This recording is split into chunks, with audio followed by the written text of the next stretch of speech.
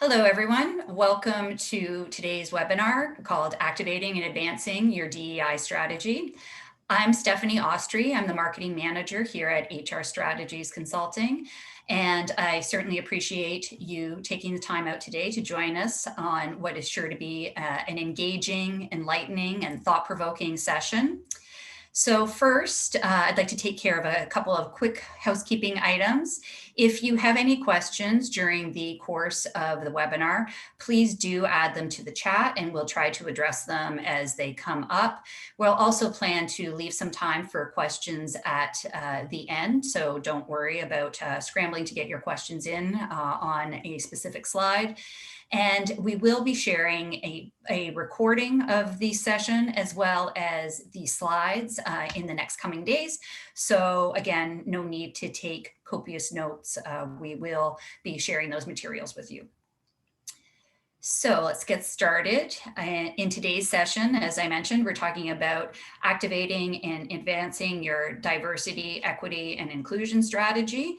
And for today's webinar, HR Strategies Consulting has partnered with SEP24 and OpenSesame to bring their additional perspective to today's topic. So without further ado, I'd like to introduce you to the stars of today's session. That is Corrine Emery, Lisa Wisner, and Dan Whitmarsh. So Corrine Emery is the Vice President at SEP24. She works with customers both big and small to deliver HR strategies to attract, retain, and engage talent. Prior to joining SEP24, she had her own practice where she worked with clients on planning and executing their DEI programs, and also training management and the workforce to be more open and responsible with their diversity actions. Lisa Wisner is a senior curation specialist at OpenSesame. She works with e-learning content publishers to bring the very best DEI content into the OpenSesame catalog. And she also helps customers implement DEI best practices and strategies. Finally, we have Dan Whitmarsh. He's a solutions engineer at HR Strategies with over 20 years experience helping clients achieve positive business outcomes through employee engagement initiatives, talent management process reengineering, and adoption of HR technologies. So for today's session, you can see the agenda in front of you. We'll start by telling you a bit more about our organizations in case you are unfamiliar with some or all of us.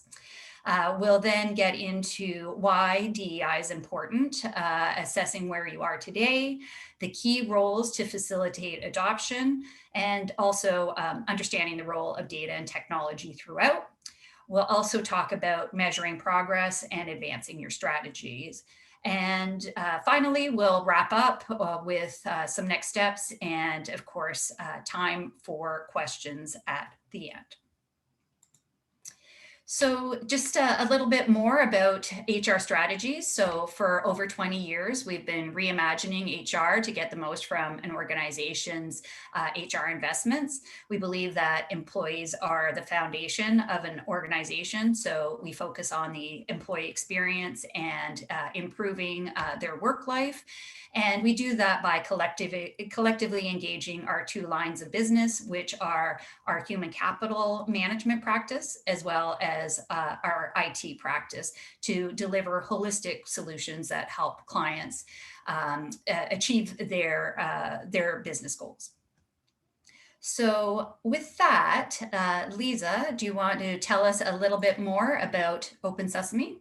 Yes, thank you so much, Stephanie. It's truly a pleasure to be here with you. And I thank you for this gracious opportunity to be able to present about what OpenSesame's mission is, which is to provide services that are all about moving you in the direction of more in your organizations. So at OpenSesame, we're dedicated to developing the world's most productive and admired workforces.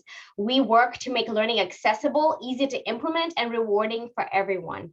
And the way we serve our diverse set of thousands of of companies and millions of users that we serve is by providing business skill services. So for example, as you can see on this slide, and our team usually says if there was one slide that explained everything that OpenSesame does, this is the slide. We provide business skills training, safety, compliance, diversity, equity, and inclusion, technology, certifications, wellness, and of course, industry-specific training. And as a company that has the most comprehensive catalog of e-learning courses, we work with the world's top publishers to be able to move your organization into actualizing their potential with the strategies you have in place. So when you think about building a learning culture and having the tools that you need at your fingertips, you can think about OpenSesame as being that partner for you. So you're constantly filling your toolkit with all the resources you need. So thank you so much, Stephanie. It's a pleasure to be here.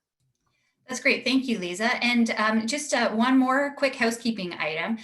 So if you would like to participate in the chat, I see that a number of people are, just make sure that you're sending messages to both the panelists and attendees, just so that everyone can join in and reap the benefits of the ongoing conversation. So thank you again, Lisa.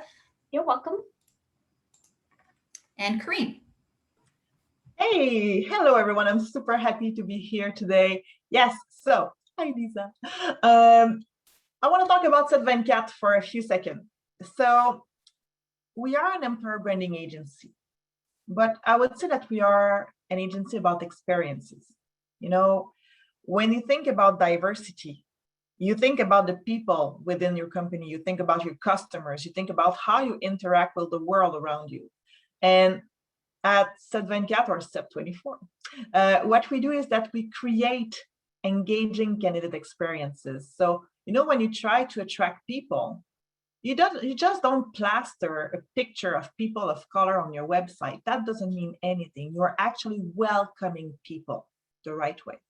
The inclusive employee experience is all about how people will live for your values in your day-to-day. So if now DEI is part of your values, what does it mean for them? And finally, because you're doing that, because you're attracting and including your people in your organization in this open mind fashion, your customers will feel it as well, and we help you build extraordinary customer experiences. So that's Step 24 in a nutshell. Now, let's talk about your DEI program for today. You are not all at the same place, for sure. Some of you are starting to think about it, others have a plan in place, but what is great is that everyone that is here today is trying to become better at it. And whatever is the stage you're at, there are a few things that we want to tell you, because that's going to help everyone. DEI is a gigantic topic, okay? It's not about ethnicity.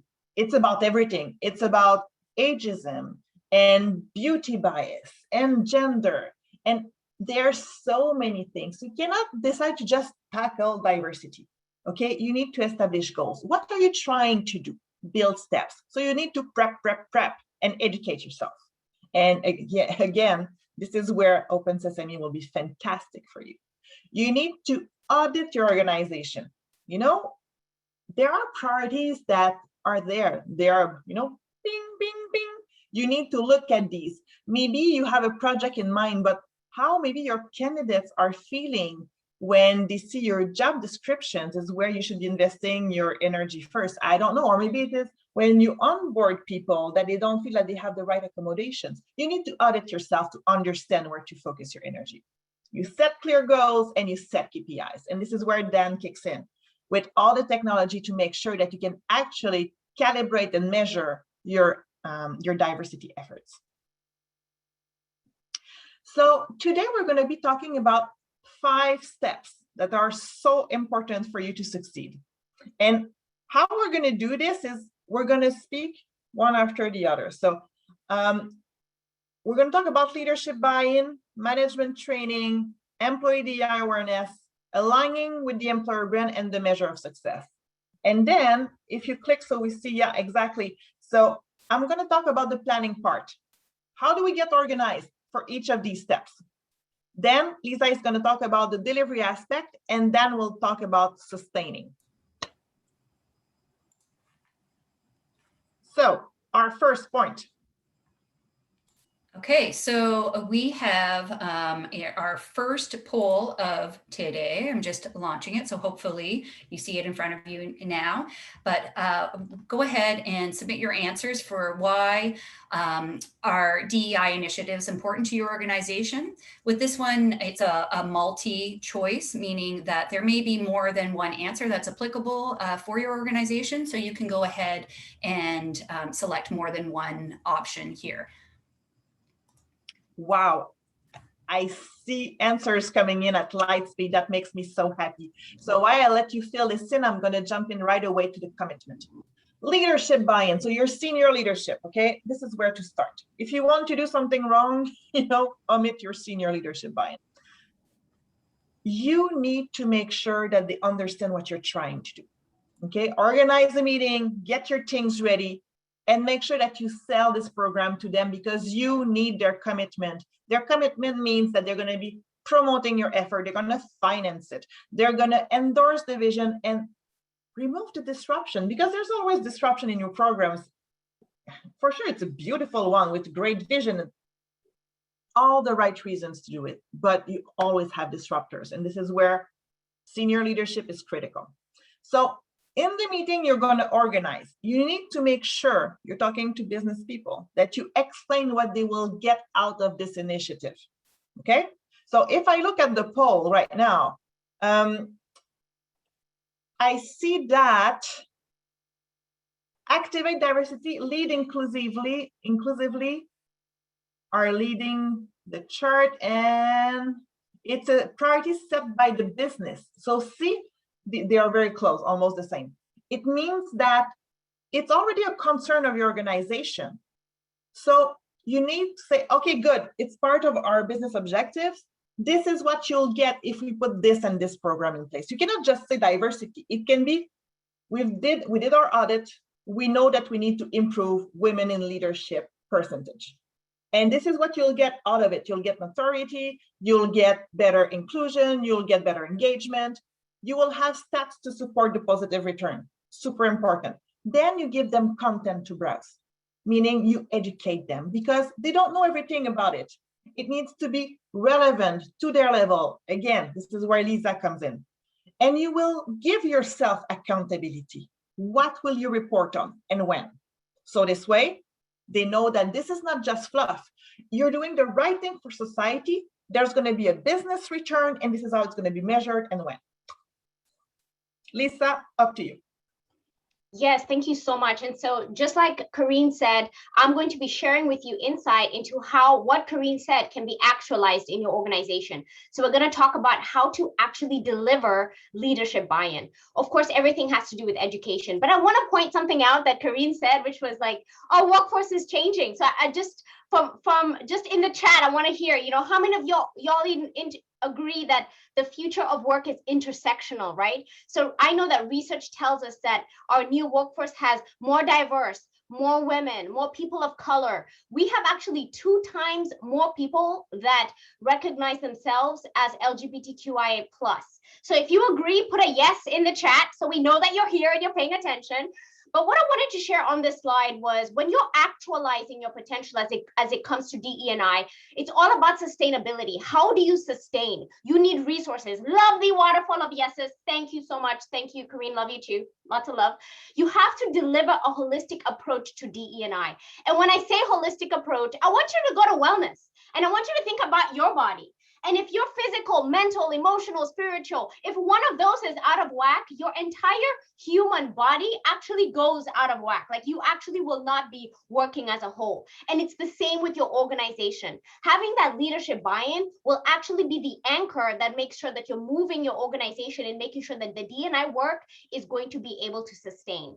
And so just to point out, we are going to be talking about having employee buy-in as it relates to management, but I want to make sure that you know that we have courses that are available that will be able to educate you on what leadership buy-in looks like, how to create a business case. Karine talked about having that return on investment. Why is it worth their time, right? What's in it for the leadership?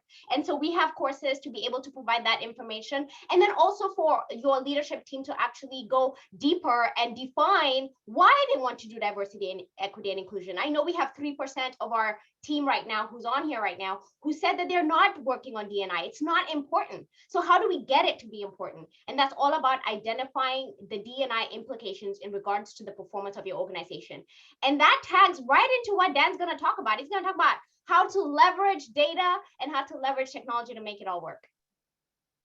Absolutely. Thanks, Lisa. And absolutely adoring the enthusiasm and passion that I'm hearing pour out through the chat and through our two great colleagues that are speaking here today.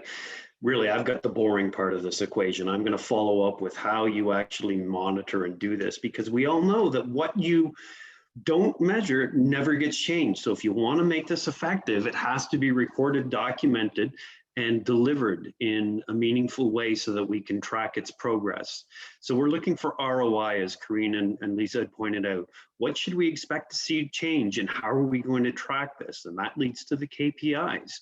So what do we start to assemble, and what are the pieces that we're going to use to measure our progress on this journey and look for opportunities for continual and future improvements?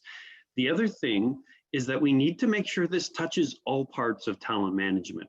It's not a singular function that sits over isolated in a corner somewhere and you visit it 1 week, once a quarter, once a year. It's in every action. It's in your recruiting, it's in your performance, it's in your talent management, it's in succession, it's in compensation. It lives in every activity that you do, and you have to make sure that it fits within all aspects of talent management. And then most importantly, how are we going to deliver the DEI themed content, right? You need to, for those of you who come from the learning domain, you understand Kirkpatrick level 4, you need to make sure that whatever you cascade out to the employees as a learning opportunity is absorbed and create some change organizationally for you. So this content doesn't just miraculously show up, it has to be absorbed and delivered and monitored. So with each of these sections, I'm going to do this little kind of rubric here of leadership buy-in, key metric examples. These are the simplest ones. Yours may vary greatly depending on how you define your objectives. But some real standards are just the percentage of workforce who identify as diverse, and then the representation of those same individuals at all levels across the organization. Further to that, if you have access to surveying tools, understanding the percent of diverse employees who feel that they actually belong. Just having somebody who visibly or identifies as a diverse candidate or employee doesn't mean that they feel that they belong and are part of that culture. So we actually have to tap into their experience data. So the key tools to really use here, you need to have some type of central HRS, or we call it HXM, which stands for Human Experience Management System, that allows for personal branding, gives you identifiers and pronunciation keys to help people with their uniqueness be understood in the way that they want to be understood. And also you're going to need survey tools to assess inclusion sentiments and measurements. So leveraging organizational data, which are the hard, cold facts about the operation, and X data, which is the experience of your employees against that O data. So we're also going to need some performance and goal management for tracking, because if you're setting this as a goal and you're going to put measurements and sticks in the sand, you got to track it and you got to see how you're progressing on those objectives. And then most importantly, learning management. You need to have a learning management system. If Lisa and team are going to equip you with the greatest DEI content in the world, you have to have a way to organize and manage getting it out to your employees, monitoring who's taking what courses, and what adoption has occurred as a result of it. So let's segue to the next section, which is, I believe it's another poll, isn't it?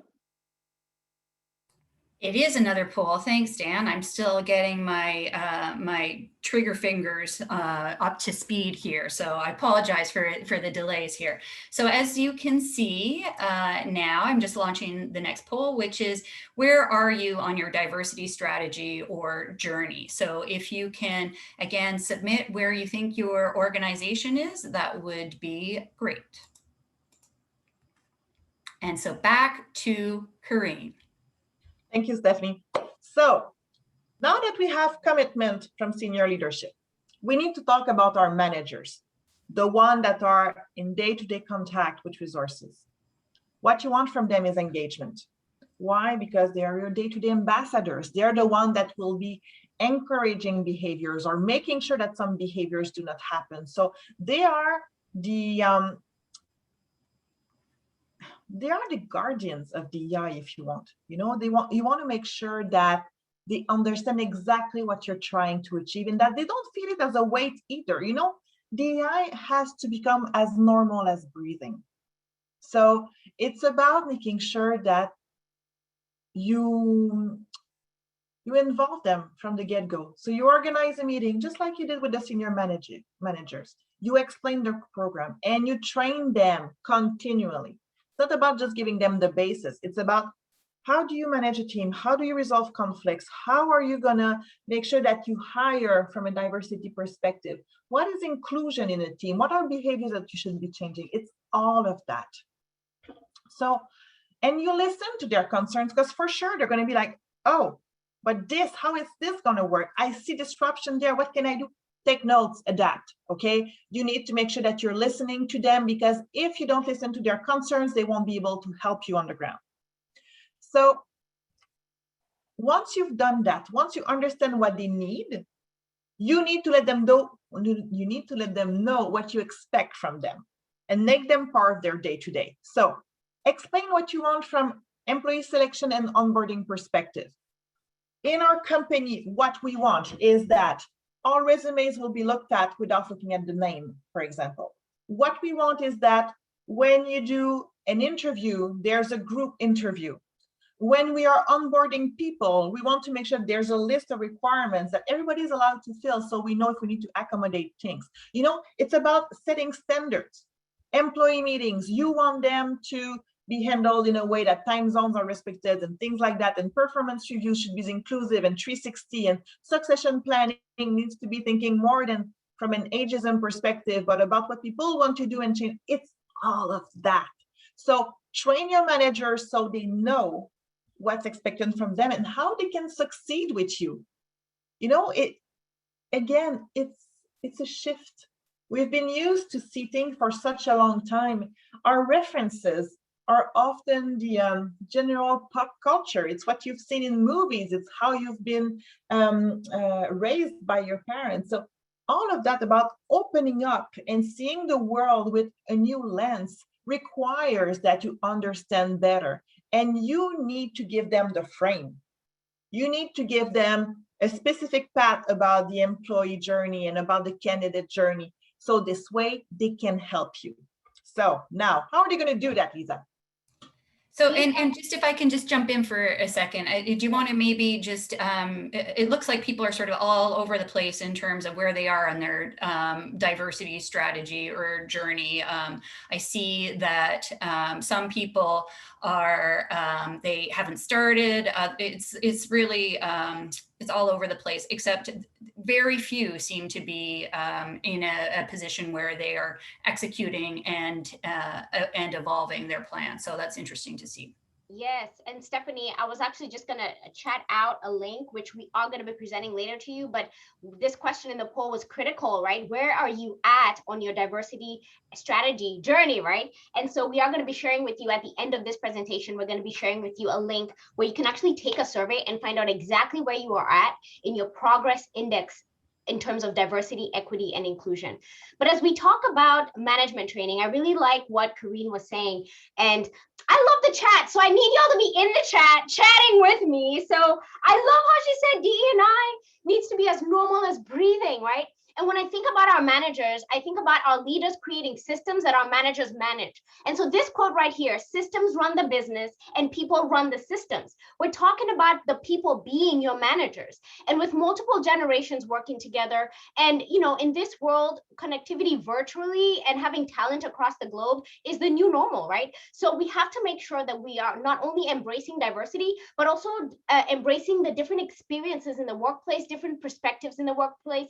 I've just from the research that I've seen in the chat, I need people to say what research they've seen, but what from what I've seen, you know, 9 out of 10 organizations struggle with developing that inclusive culture while leveraging the diversity of not only location, but also personality and characteristics within their organization. And so where we come in here is about making sure that you understand that you need to have the tools available for you to be able to reach all the different aspects of your organization. So if you're a global organization, you need to know that the way you do work where you are is completely different because you're seeing things from your lens, right?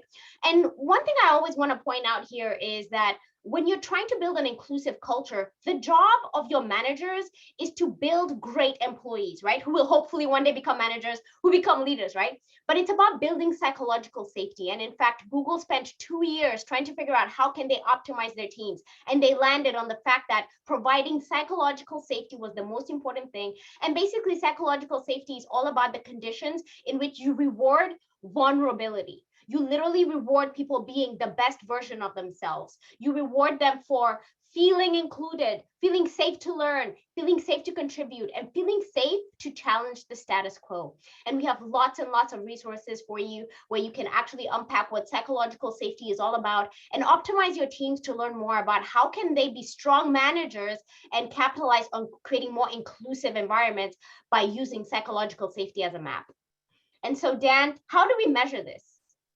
Yeah, that's a great question, Lisa. And here I'm going to use some kind of complicated table because I lose my solutions engineer license if I don't use one at least every presentation. I love complication. I think complication means that you figured it out and you're going to move us towards clarity. So I love it. Okay.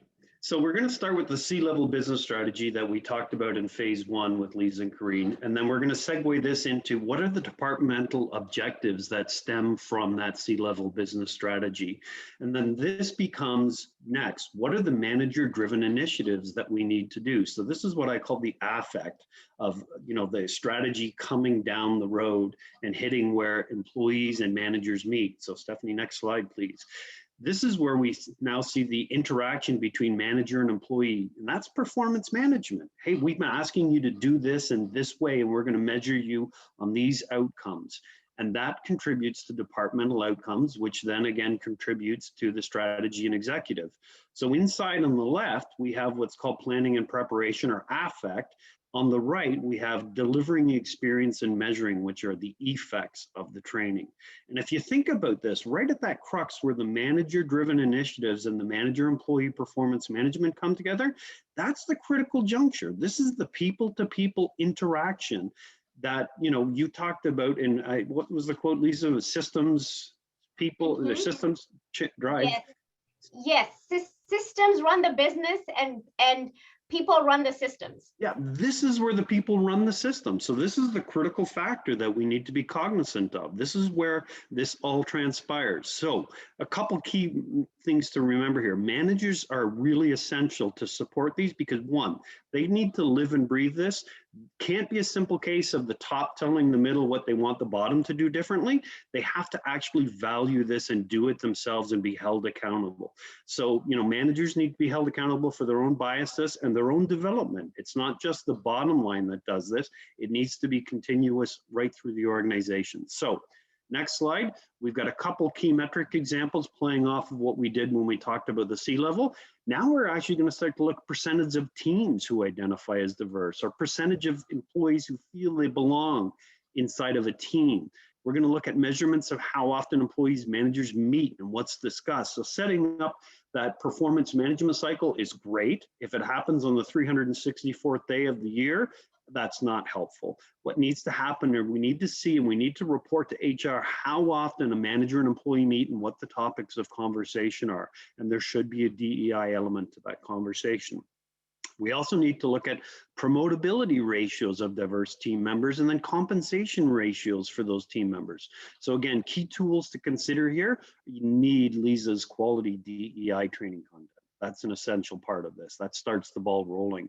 Then you're going to need, again, those survey tools to lever the experience data that people are telling you that's happening against the organization data, which are departments, teams, functions, jobs, and roles. Then we're going to look at performance management systems that track those goals and activities and achieve. And eventually, we're going to compensate people based on how well they achieve these goals. So those are the key pieces to look at. And I think that leads us to poll number 3. It does. And so this one's a simple one. Do you have an e-learning provider? So go ahead and submit your answers, please. So while you're filling the third poll, let's talk about your employees. Okay, we have the engagement from our managers. We have the commitment from the senior leadership. The activation will happen between people. So you have to show your actions, meaning having a DEI policy, making sure that you explain your expectations. And it will lead to the evaluation, what Dan was talking about, the performance management as well. It's all tied together. It's us, what we do as an organization. It's you, what you will do as an employee. And this is how we'll measure ourselves. The experiences are super important. You know, it's the feeling within the company is as important as the tasks. So when you do the employee journey, it's different dots on a line. You know, it's onboarding, it's the first team meeting, it's then wellness, well-being, health at work. It's maybe your first maternity leave or a sick leave, and then it's about performance evaluation. All of that, you need to put your diversity lenses. How is it lived? So that's you as an organization. That is your responsibility. That's what you have to make sure that is in line with your values. Okay, each step should be lived in a positive feeling for diversity. So you explain to them your vision. Here, what we're trying to do is to become a company where everyone feels like they belong. And we're going to do this by implementing TAC. You listen. Again, this is a 360 process. You need to know how they live it and where you can improve, because whatever you will roll out will need to evolve in time, because the people that will be part of your organizations are changing. And when you change the demographics, the need change, so your diversity change, so the programs needs to evolve. So listening. You put together your learning plan, because they need to be at the place where you want them to be. You cannot just expect them to listen and know what to do. You create feedback channels. So it's not about the performance evaluation happening 3, 4, 5 times a year. It's about the team management meetings we were talking about earlier with the managers, where you can have open discussions. It's about using tools like, for example, Teams. You know, you can create a channel for diversity and have exchanges there. And you celebrate milestones, because it's a beautiful project and it's a beautiful side of humanity. So when you are able to achieve something, well, hey, you know what? Our goal was to improve women in leadership. Today, we have reached equality. We have the same number of women as men. Hey, celebrate, you know, just don't make this something that is business. It's human too. Celebrate yourself. So just take a look at the poll right now. And a bit more than 50% of you have an e-learning provider. What I'm really interested is the 14% that are not sure. This means that you need to do something about it, because if you don't know, you're not using it and you need help. So Lisa, up to you. Yes, thank you so much. And I'm absolutely loving this flow of where Karine is helping you plan. So she's giving you all the tools to plan. And then my goal is to give you the resources in terms of how are you going to activate this. So you know what to do, but how are you going to do it? And so when you're developing a learning culture, I think part of this goal here is that you need to know that all your employees need to be able to operate at the highest level of their ability. You hired them for a reason, so you want to get the most out of them. And the way learning takes place in your organization is all about change. You have to understand that where we no longer live in a world where a single course or a single workshop is going to suffice in the year, right? It's not like, you know, I always like to make that joke of, it's not like you take a shower once a year and then you're done, right? It's this daily constant need to stay healthy and clean. It's the same thing with diversity, equity, and inclusion. You have to constantly give your organizations the continuous learning environment so that you create that culture of learning and support. And why is this important? I think when we talk about diversity, equity, and inclusion, we have to take a step back and realize that we're all on different levels of learning. And so when I think about DE&I, I always think about the first level of learning being the cognitive level. And so if you're not familiar with the domains of learning, this has to do with Bloom's taxonomy. So you can Google that and find out what that is. But the goal here is that you need to map your organization's level in terms of where you are at in DE&I to where your learning needs to go. So for example, in the cognitive level, it's all focused on knowledge. Can your employees recall what unconscious bias is? Do they know what that word means? Do they know what a microaggression is? Do they know what those words actually mean, so that you can start to have conversations? Because you can't have conversations if you don't understand the language. And then comprehension and analysis and basically, I guess, evaluation of whether you understand the concepts being presented. Only then can you move into effective, which is about how does the person feel about diversity, equity, and inclusion. And then eventually we want to move into what we call the psychomotor, which is it's part of who they are, right? We want to move into the domain of learning where it's experiential. And the beauty about this is we have it all. We have the full spectrum of all the domains of learning available for you right here at OpenSesame. And if you don't mind, what I'm going to do now is actually drop in the chat right now a link to a list of courses that we've actually developed that align with these strategies, which are about advancing and activating your D&I strategies. And with that, I want to learn, how are we going to be able to sustain this and improve by measuring our success? Awesome. Thank you, Lisa. So this is a challenge. I mean, is your culture really ready to embrace this change? And everybody thinks they are, but it's not necessarily always the case. You know, you need to do an audit, and we actually could equip you if you need to. We did a previous experience on a learning audit journey where you can help understand, is your organization ready to learn? Is the leadership ready to communicate? And is your culture really truly ready to include? Because if you embark on this training and those fundamental pieces aren't in place, it's not going to work out well for you. And then secondly, now we're not talking about the C level, the management level, it's me, the end employee. What's my role? What does my team need from me? What does my manager need different from me? And then most importantly, talking to Lisa's concepts of psychological safety, what do I need to do for me? That's a really important part.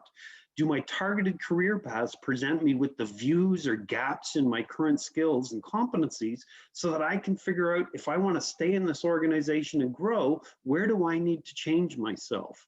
Is there a clear line of sight between the courses I'm taking and the performance that's being monitored? Because if those items don't connect, I'm told to do this from performance, and then I get measured and compensated on something different, and I don't see how this contributes to the organization's success, it's a failure. So these are really important pieces that we need to consider.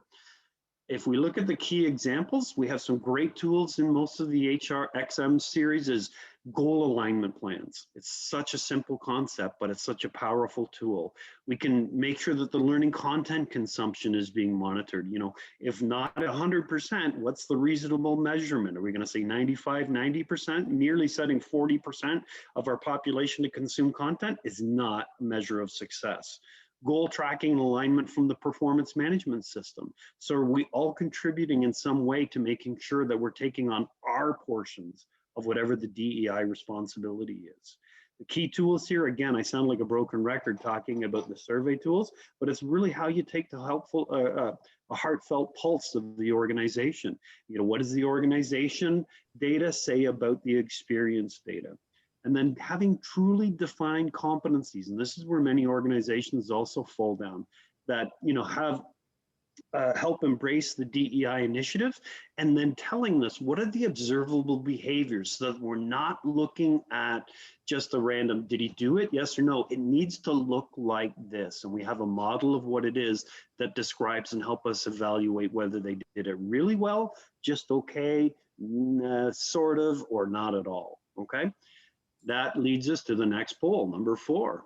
So no surprise here that poll number 4 is coming up. So do you have tools to keep this initiative alive with your employees? So things like an intranet or a performance platform, employee satisfaction surveys, that sort of thing. So please submit your answers. Thank you, Stephanie. So I'm going to go fast over this one because time is flying. I want to talk about the authenticity. You have your teams, you know, brought together under the same vision. Beautiful. Now your image has to show the same thing. So your employer brand, you know, it's a reflection of what you're doing in your employee experience. You cannot fake it. Otherwise, you're going to create expectations that won't be met, and you're going to have your retention rate going down. We don't want that. So what we can help you with is auditing the gaps between your current brand and what you're trying to portray on the market. So your current employer brand says this is what they're living in your company, and this is what we're trying to become the aspirational part, and we adjust the employer brand. And when we identify on your strengths, that will come from feedback from your managers, from your employees, from what the senior management is seeing for themselves for the business. We can adapt the messaging, we can adapt the imagery, so it becomes an entire coherent strategy. So next, Lisa, up to you. Thanks, Karen. And the goal of your organization is to really make sure that you're aligning the strategies with all the work that needs to be done, right? And so if you're in your organization, if you don't have clearly defined vision, mission, values, and goals, then it's going to be hard to be able to position yourself where everybody's moving in the same direction. Some people may be moving this way, the other department may be moving the other direction. You got to make sure everybody is aligned when it comes to diversity, equity, and inclusion. So equipping your teams to be able to navigate, understanding that is about communication. And with diversity, equity, and inclusion, what I like to think about here is create a brand around it, and think about how are you representing the why that you do DE&I within your organization. And we have multiple courses and multiple learning opportunities for your teams to figure out. These are just an example on your screen right now. Support the organization's vision and strategy. How can you train your managers and frontline employees to be able to be part of the strategy of the organization? And then how can they have that buy-in internally, right? That buy-in of, I want to make the world a better place. That's why I work here, right? Because I'm the best version of myself and I want everybody to have that. And so when you think about all the work that you're doing in your organization, think about how you can plant seeds by providing learning opportunities in your learning management systems. And for those of you who don't have an e-learning provider or learning management system, that's why you're here right now. So make sure you connect with us at the end of this presentation. Yeah, Dan, tag you're it. Thanks. And to sustain this is tricky. I mean, we've talked about technology that manages functions. Now we're talking about technology that bridges functions. We've got pieces across the organization. We maybe get a monthly town hall where we hear some great words and inspirational moments, but then it needs to be followed up, delivered, and sustained in a repetitive and repeat motion through the technology that people log into every day. They need to see imagery, they need to see language, they need to see content that drives home that message that came from that town hall or annual event. So these are, asking you about what types of DEI celebrations and observations are happening and how do they get shared. And so we got to put those into print and online to make sure that they're livable, breathable, and part of our daily lives. Do your job profiles, right? So here's where your company meets net new potential employees. Do they truly define what is unique about you and reflect your intents for the future, right? So it's not a long laundry list of all the things I'm going to need you to do when you get here. It's got to talk about what the organization is about and why we're at this point where we are, so that people feel like that's a place I could belong and contribute. Is your recruitment accurately presenting job descriptions that help you attract, hire, and engage with seekers who will fit, and probably more important, repel those who just don't fit? We don't want to waste our time with those. And so we need to help use this as a tool to help continue to advance the DEI strategy. And then most importantly, interviewing. How are you managing your interviewing? Is it just about, hey, I saw that you have Java and asking a whole bunch of Java questions? No, it's about the person who delivers the Java. We need to talk to them about their wants, needs, wishes, and address their psychological safety, to Lisa's points. So some great tools here. Key metric examples really here: recruitment conversion rates for diverse members or candidates. Diversity candidate application percentage. How many people are actually applying that represent diverse communities? How many percent are hired?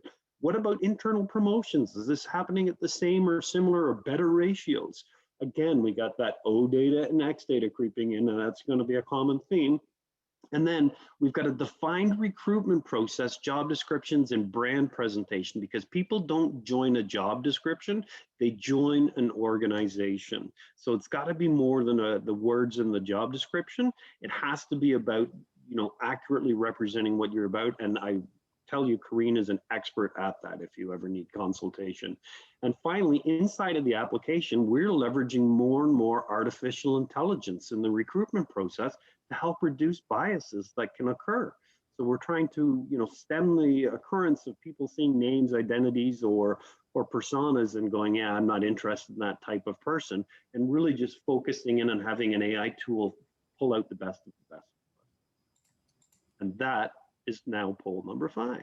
And this is our last poll for those of you who your fingers are tired from all your submitting of answers. So, and it's about employer brand. So when was the last time your employer brand was updated, and did it include DEI? And so now, as you submit your answers, back to you, Karine. Thank you. Oh, I love this survey. I'm looking at the results coming in already. So continual improvement. What you need to make sure is that you take your measure on day one. So from the moment that you decide to go DEI and become very serious about it, saying, business, this is what I'm going to be giving to you, and report on it, you take your measure on day one. So how is your company perceived by different diversity groups? How is it lived internally by your employees? So you take all of your measures. And this will help you align the rest of your plan, but it will also help you see where you're making the biggest improvements and why. So, for example, you can look at the volume of diverse resumes you've received. What have you been doing so it works? Is it your employer brand that you've changed? Let me go check that poll just for fun.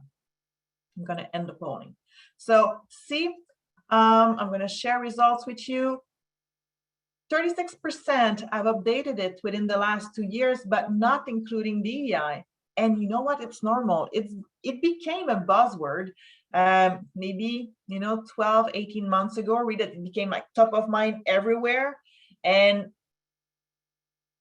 well, that's becoming a priority now. And when we look at not updated or not sure, well, it brings more than 80% of you who need to look at your employer brand from a DEI perspective.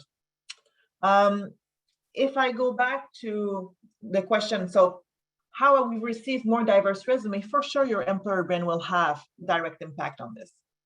The hiring volume based on diversity, how your HR people are asking the questions, what type of interviews and process are they going to go through, what type of accommodation is available for candidates as well, will play a role in that. Employee engagement and satisfaction, your employee experience has everything to do with it. The diversity indicators, like we were saying before, women in leadership, women in tech, you have the generational gap addressed, the pay equity, all of it. And at the end, productivity. When your DEI KPIs are on the rise, oh wow, that's a beautiful sentence, you see that your productivity will improve. And not only productivity, so many studies have shown that when you have a diverse workforce, your innovation goes to the roof. Why? Because it's different perceptions. It's a different point of views that enrich projects and products and service offers. So when you have a more diverse workforce, you become more solid as a company. So your productivity KPIs and your innovation will go higher. So establishing your KPIs day one and measuring right after. Yes, and yeah, thanks for laying that foundation, Karen, because when you're talking about DE&I, exactly what you said, which is, I think, maybe I'm saying it a different way, which is that the measurement is the life support of your organization systems, because there's absolutely no way that you can really rest your D&I efforts on, oh, that worked. Why did it work? Do we know whether we changed our website, or what did we do? What lever did we pull to have that result? You don't want to get into a situation where you don't know why, right? So you want to take the ambiguity out of your D&I plans, take the emotion out of it of that felt good to do that. Yeah, it feels good, but is it working, right? So you want to be able to have measures in place. Dan is all about the metrics. So we're definitely going to have some things that you can actually measure. But I do want to point out something that is important, which is diversity metrics are separate from inclusion metrics. And I think this is where Dan is going with his O and his X's, right, Dan? And so I'm super excited for him to actually unpack this entire sustainability model, because when you're measuring success, I know it's our fifth strategy, but it's actually, for me, so important, because that's how you know what to improve, right? That's how you know where to go and that's where the cycle of inquiry comes in. We have multiple courses available for you in terms of measuring success. It's all about balance and making sure that the people who work in your workforce have the resources available to be able to measure and have evidence of learning and behavior change. So Dan, tell us about the X's and the O's, diversity and inclusion metrics. You got it. Of course, X's and O's again. Really, what we're looking at here is the inclusion data, the diversity data. To your point, Lisa, they are separate entities. One that kind of all encompasses, and the other is more about representation of diverse people in the workforce or in your workforce. And these have to be measured at all critical points in the talent management lifecycle, not just we have one, check. It's got to be an ongoing monitoring process. And has your survey data analysis showed themes that you need to address? And I'm going to put the emphasis on you need to address, because there's been a growing trend. If you read the literature in HR, everybody says the annual survey is dead and it's dying and our rates keep declining year over year. And the reason that is because nobody is taking action against that survey data. So people lose faith in them. Okay. The companies that are knocking it out of the park are getting survey data and they're doing something about it, and they're making it visible to all of their workforce. And that is why those companies are knocking it out of the park. Those other companies are not. So you need to get survey data. It needs to include action plans. It needs to include dashboards that you can share about the progress you're making against these targets. And then do you have a means to regularly cascade out these updates and impacts and share with these people? So this really kind of ties back to bullet number 4 around the communication element, is there a way to make this a daily deliverable, a part of that living and breathing cycle within the organization? Okay, key tools and pieces here. Stephanie, thanks. Your accomplishments against your DEI goals. That's a great indicator. Hey, we have performance management system. How many people have a DEI associated goal in there, and how many people achieve their goals? That's a great start. How many, what about candidate applications? We talked about that last time when we're representing our brand out there. What are the people? Are we attracting diverse candidates? And are there representative diverse hires? This is the biggest point. Innovations stemming from diverse opinions. If we have too many of the same or homogenous groups in our organization, we tend to think alike, we do things the same way, and we don't value outside or genuine approaches from alternate places in the universe. You have to have diversity out there to be able to collect diverse opinions, because it will make a difference. We are not a single entity, city, town, country. We are a global entity in every phase now. So key tools, cross-cultural mentorship programs. That's a big part of some of the software we're putting in place. Hey, there's that OData and XData again, bullet number 2. Then we have performance management calibration, because manager A is awfully lenient, manager B could be really strict, and they're not always doing things. So we need to have a calibration process to get all of the performance reviews together, and then have HR kind of equilibrate or bell curve them and make them work. And then that needs to tie to succession plans and compensation management, so we can look for opportunities where biases and equity are creeping in and preventing diversity from achieving its full potential. So, Karine. Yes, we've done so many things in 50 minutes. It's crazy. I hope you're all still there, awake and listening. Yeah, Lisa is keeping us pumped. So what do you need to retain about what we've talked about today? Diversity, equity, inclusion is something that you see as a whole. It's everyone that is involved. It needs to be nourished through training, and it needs to be measured for credibility. And this is where all of us come into play. I do this because it's the order on my computer. But, when you think about Lisa, you think about how can we make sure that everyone is in the right mindset to receive this type of request from the organization. When you look at Dan and HR strategies, you think, okay, I'm going to have the tool to support what I'm saying. It's not my perception about what's happening. It's actually what's happening. I can measure and report on it. And when you think about where do I start?